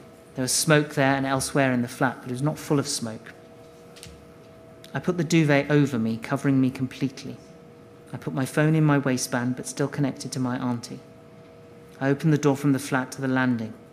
I could not see a thing. It was completely dark with very thick black smoke. I felt like I was sucking in too much smoke. It was choking me. I stepped forward out of the flat and almost immediately fell over what I thought was a body on the ground. I stood up and moved, and almost immediately fell on what felt like a second body. It was horrific. I got up and said to Auntie, I'm going back to the flat to die. I tried, but I do not know which way I tried, but I did not know which way I was going. I was very disorientated. I kept crying, I'm going to die. My auntie kept saying, no, get out. I fell again over what I thought was a body. I totally lost it. I couldn't talk anymore. I'd swallowed too much smoke. I could hear my auntie screaming for help. I stumbled around and fell over what I believe was another body. I fell lengthways along the body and I felt my head hit something hard. It was a door, and it opened slightly with the force of my head hitting it. I could see a bit of light. It was the fire door exit on the stairwell. I tried to stand and fell through the door. It was light and there was no smoke. I did not see anyone on the stairs. I then literally fell and stumbled down about 2 floors. I fell down and saw a fireman coming up. I think I landed on his fire hose. I do not remember the fireman having any breathing equipment on, just his helmet. My phone had fallen from my waistband. Its screen was broken. I picked it up. The fireman told me to get out, get out. The stairwell was light, and I do not remember any smoke in it. I do not remember getting out. I remember complete chaos outside, but I do not recall seeing anyone in particular. I had lost the duvet somewhere on the landing. And that's as much as I propose to read from that statement, Thank Mr. you. Chairman. I think there's one more statement from me to read in at this moment, and that is the statement of Anne Chance. That's Yes, thank you. IWS 50783.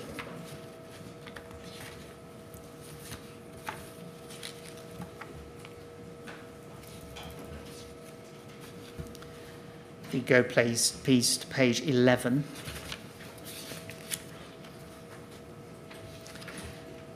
The statement is dated 28th of June 2018, is signed and carries a statement of truth. There are 3 exhibits, which are the joint reference for which is IWS 50782. And again, I'd like to read an extract from this statement, if I may. If I could take us back to page 1 on the statement. Yes, thank you. Paragraph 2, Anne explains, I lived in flat 73 on the 10th floor of Grenfell Tower with my mother, 2 aunts, as well as my cousin.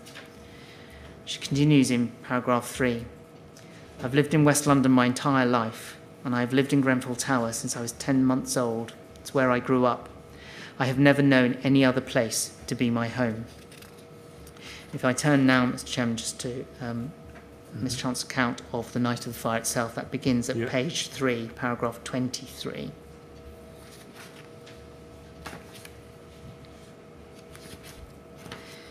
On Tuesday, 13th of June 2017, I fell asleep about 2100 hours in my room with my mum whilst we had been watching television. Earlier that day, I had a medical appointment, and so in the evening I'd gone to see a movie with my mum and 2 aunts. I returned home with my mum and one of my aunts, the mother of my cousin, around 7 p.m. My cousin was already in the flat by this time. My other aunt had not come back to the flat with us because she decided to go straight to a nearby tower to visit my uncle and her niece. At about 1 a.m. on Wednesday, 14th of June 2017, my auntie, who'd come home with us, came into my room and woke us up. She said she could smell smoke and hear noises coming from the landing area outside the flat. I do not recall anything else, she said. As soon as I walked out from my bedroom, I remember seeing smoke coming from underneath the front door that leads to the landing area. It was very thin smoke. I do not remember where exactly under the door that the smoke was coming from. We went to my aunt's room, but I cannot be certain whether this was as a result of advice from emergency services or whether we did this before calling 999. However, I think it is likely that we would have gathered there initially. I do not remember smelling anything when going to my aunt's room or when we were first in there. I know that I felt concerned about what was happening, and that is why I called emergency services from my mobile number at around 1:40 a.m. I recall the operator told me that it was a fire on the 4th floor, and their explanation gave me the impression that it seemed like they had it under control. I told them that there was smoke coming up and our front door was hot. I'm no longer able to describe the smoke that I was referring to. I'm also not sure how I would have known the door was hot, other than perhaps looking through the spy hole on the door to see if I could tell what was going on outside. I recall that we were worried that we should try and get out. The operator told us that we needed to stop the smoke coming in, and so we should block the door with any blankets, clothing, or towels. When I asked what we should do, they told me we should stay where we were and to wait for somebody to come and get us. We followed the instruction and covered the door with towels at the bottom. I remember being in my aunt's room and looking out of the window by the long radiator and another window alongside on the corner, which looks out onto Latimer Road Station.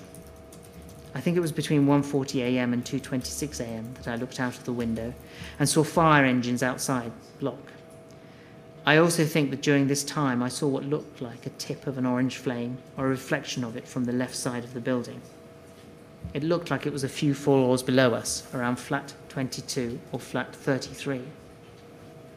I could see this when I was looking out of the window by the long radiator next to an aunt's bed. I called the emergency services again at around 2:28 a.m. because the fire started to look like it was increasing. By this I mean that it looked like it was breaking out of the building, so it did not seem like it was contained. I could see dark smoke floating around the fire and going upwards gradually, but I do not think it reached as high as our windows at this stage. I could hear screaming and lots of people shouting, "Fire," and "Get out" from the outside. I think it was at this point that I saw firemen below the tower, just behind the playground, and I think there were perhaps 20. They were looking upwards, and they seemed to look helpless, like they were trying to figure out what to do. I explained to the operator that I was trying to find out what was going on because we'd previously been told to stay put and wait. The operator told me that if we were able to leave, then it was up to us, but that their main advice was that we should block the smoke coming up. I told them that we'd been doing that, but that it was starting to get quite hot inside. They advised me to open a window if I could do so without smoke coming in. My auntie, mum and cousin made other 999 calls, and possibly to other family members or friends, but I do not know who called who. I believe that around this time we made attempts to leave, maybe once or twice. However, I recall as soon as we opened the door, unbearable heat hit us in the face and it was impossible to leave. I think by the time I called an operator for a third time, my cousin and my aunt were also calling operators. The time of my third call was around 2:43 a.m. I told the operator that I thought the fire was coming up higher towards our floor. I do not recall what I saw. They asked me whether there was any way to leave the flat, but I said that I did not think so, because the hall was pitch black and we were on the 10th floor, and I knew that the fire was on the 4th floor below. I was really worried we were trapped in the building by the fire. I explained to them that when we opened the window, there was a lot of smoke coming in. I think by this time the smoke in our flat could have been around the midpoint of my body. This would have been in my aunt's room. The operator asked me again whether I could try and get out of my flat and whether it was possible. I did not know if it was possible because I did not know where the fire was. I asked what was going to happen if we tried to get out. They seemed to suggest that we should just go downstairs, and they said this was now their main advice. They told me that we should put wet towels over our heads and faces and try and get out. I was worried that we would be blocked from escaping by the fire, as all I knew was that it was below where we were. I was scared we might come face to face with it. I asked whether it was clear to get out. I also said there were flames outside. When I think back to this, I remember just seeing flames and thinking they were getting higher, like the fire was spreading to higher floors in the same area of the building. I was terrified. We attempted again to leave the flat. I was unable to recall exactly how many times. Whenever we tried, I do remember that the heat was intolerable when we opened the front door, and we could not persevere through it even when we had put wet towels over our heads. As we remained in the flat, the temperature started to rise and the smoke became worse, causing us to cough.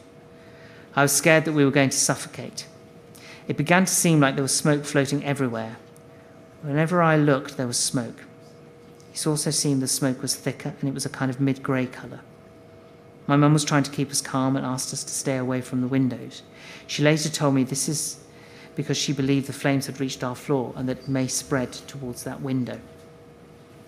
The intensity of the fire meant I rang 999 again at about 2:57 a.m. Spoke to an operator called Mitch. I pleaded for somebody to come and get us. I told him the door was too hot and that we were suffocating. I asked him where the fire was and he told me it was throughout the building, which terrified me. When I told him the handle was too hot, he asked me if the fire was directly outside my door, and I told him that I believed there were flames outside the door. This was because of the intense heat that hit us when we opened the door. He told me to stay in a room that was furthest away from the fire, which I believe we were already doing, and also to stay low with wet towels covering our heads and mouths. I asked if somebody was coming to get us, and Mitch told me they were making efforts to get through. I asked if we were able to use the stairs, and he told me that he could pass on my details to the fire service. I believe there was no safe way out other than a window towards the corner of our property.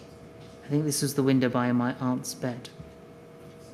I remember my aunt and cousin being on the phone to emergency services around the same time, and they were being told they had to evacuate.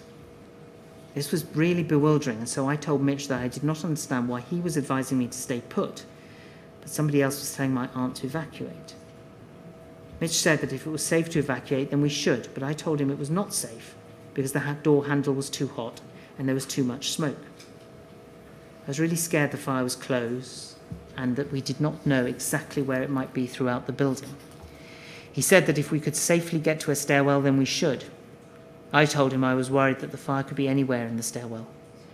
I asked him if he could tell me where the fire was, but he was unable to do so.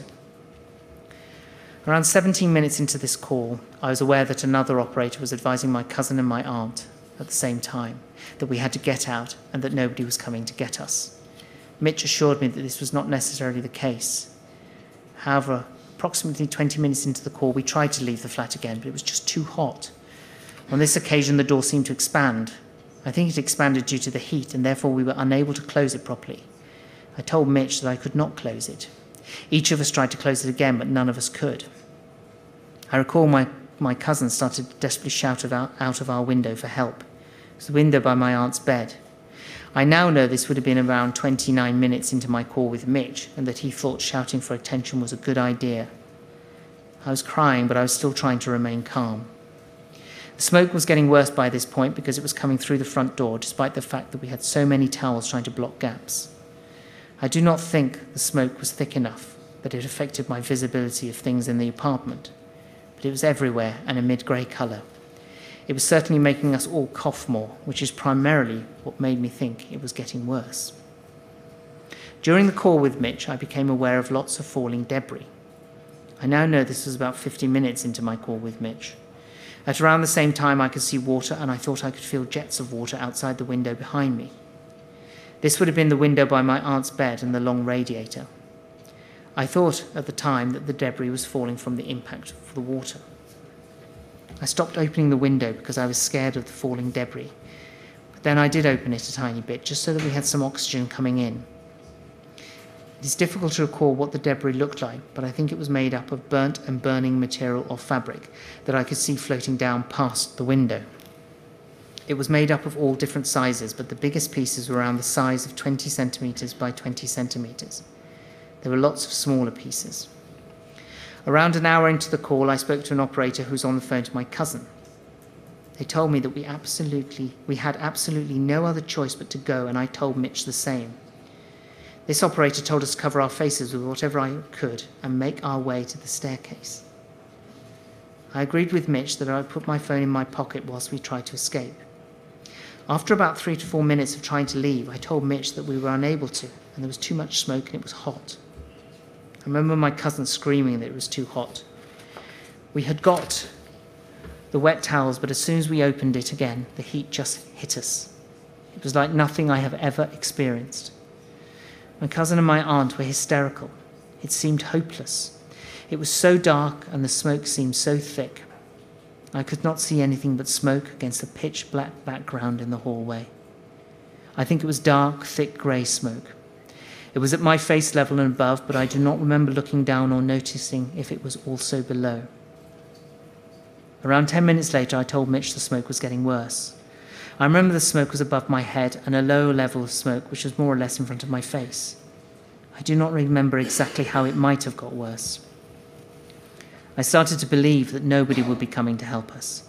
Time seemed to pass very slowly, and I thought this was it, and I was going to die, and no one would come to get us out. My cousin and my auntie were very upset as I was, but I was trying my best not to show it. I remember asking Mitch why nobody was coming, but he assured me that they were, and they had to fight the fire to be able to get to us. Whilst I was aware of jets of water, none of the smoke subsided, and I was really scared. I do not recall smells, tastes, or sounds. I was just concentrating on the call with Mitch to help me remain calm. After I'd been on the phone to Mitch for around 18 minutes, firefighters made it to our apartment. I think my mum opened the door to them as she had been trying to hold the door shut once it had expanded. I remember we had wet towels over our head, and each person was partnered with a firefighter. All I remember is that as we left the flat, it looked like there were a wall of firemen between our door and the fire exit. This was in addition to the firemen accompanying each of us. I think the only items we all took were our passports and wallets. I think it was between my first and second phone call to 999 that I put these all in my hoodie. This was because I think I assumed at this point that the only way we would be rescued would be via a window. Therefore, I did not want to carry anything, so I offered to put them all in my hoodie. We crossed the landing area to get to the stairwell. It was pitch black, other than the firemen's lights that they had on them. It was very hot and we were covered in wet towels, so I did not see a lot. As we made our way down the stairs, I was nearest to the rail so I could hold on to the fireman next to me. This was the same for all of us. I do not think I have ever run or moved so quickly in my life. As we ran down the staircase, I remember as we reached each floor, being aware of a fireman there guiding us down. I do not remember seeing any other fire doors open as we went down, as all I really remember seeing were the stairs and the fireman. We did not pass any other people on our way down. I do not recall seeing, hearing, tasting, or hearing anything during this journey down.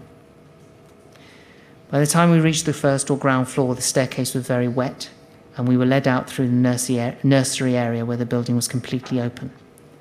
And I remember the firemen holding shields above our heads to stop falling debris hitting us. As we ran from the tower, I remember stepping on pieces of the floor that must have come from the building. I fell over around the same point. Something hot fell on me, as I ended up with a burn on my left wrist. Mr. Chairman, that's where I wish to end in terms of reading of that statement. Right. Thank you very much. There is, I think, one more statement that we would like to put into the record at this stage. And if I could just hand over to Mr. Kumaran, she will do that. Yes, all right, thank you. Mr. Chairman, I propose to put into the record the statement of Mr. William Thompson. All right, thank you. I understand that he is also present today at the inquiry. Now, if we can have reference IWS 50158.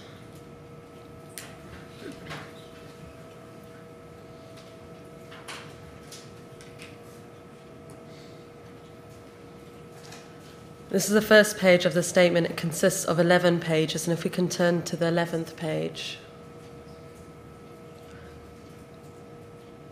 Mm-hmm.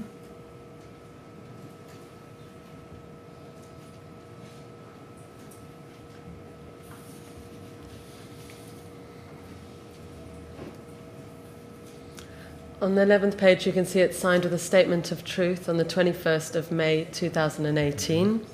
And there are 5 exhibits to this statement, WT1 to WT5, which are from pages 12 to 18 with the same reference, IWS 50158. Now, Mr. Thompson, yes. Grateful. Mr. Thompson has been a resident of Grenfell Tower with his partner, Mary Hanley, and their 2 daughters since 1997. On the night of the fire, Mr. Thompson and his partner and one of their daughters and their dog were present. Mr. Thompson was also lead representative of the Grenfell Compact, and I propose to read some paragraphs from his statement. Yes, thank you. If I can refer you first to paragraph 5 on page 2.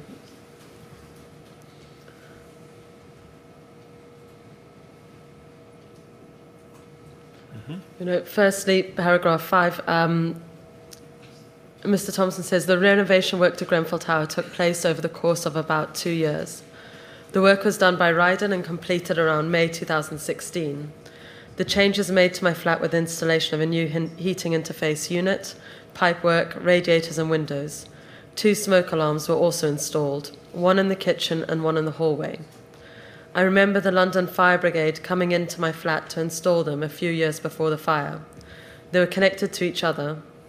I think the smoke alarm in the kitchen was more of a detector, as I don't recall it making any noise.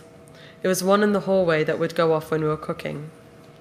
If it went off, I would have to go to the hallway and press the button on the alarm to turn it off. I think someone checked whether we had smoke alarms after the refurbishment works were completed, but he just walked in, looked at them, and then walked out. The alarms didn't go off on the night of the fire, but they had gone off before the fire. At paragraph 6, he continues, when they installed my windows, I had an electric extractor fan fitted to one in the kitchen, which was still there at the time of the fire. I didn't have an extractor fan in the bathroom. I know other people in the tower had problems with their windows, but I didn't. I recall one young woman who sadly passed away on the 14th June, Mariam Al-Ghwari, had raised with me a problem with her windows. There were drafts coming in through her closed windows, and one had also fallen off completely. She raised it with me as I was the lead representative of the Grenfell Compact. I intend to provide more detail in relation to this in a later witness statement. If I could now take you to page 6 of the statement, and this is where Mr. Thompson addresses his experience on the night of 14th June 2017.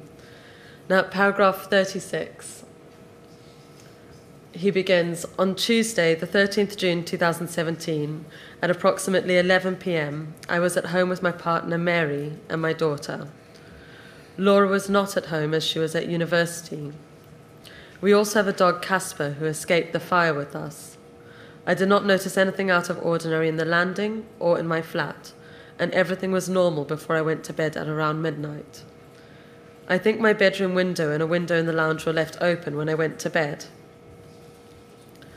On Wednesday, the 14th June 2017, at approximately 1 a.m., I was dozing off. I was awoken to knocking at my front door. I got out of bed and answered the door to Amina's nephew, who lived at flat 51. He said there was a fire and asked if we should evacuate the tower. I did not see any smoke in the landing, nor did I hear any alarms going off. I informed Amina's nephew what was written on the placards posted on the lift walls, and that we had been told to remain in our flats in the event of a fire. I told him that according to the protocol, it was safer to stay in there, and that we had been told that there was a fire in the building. It would be contained within the area where it started.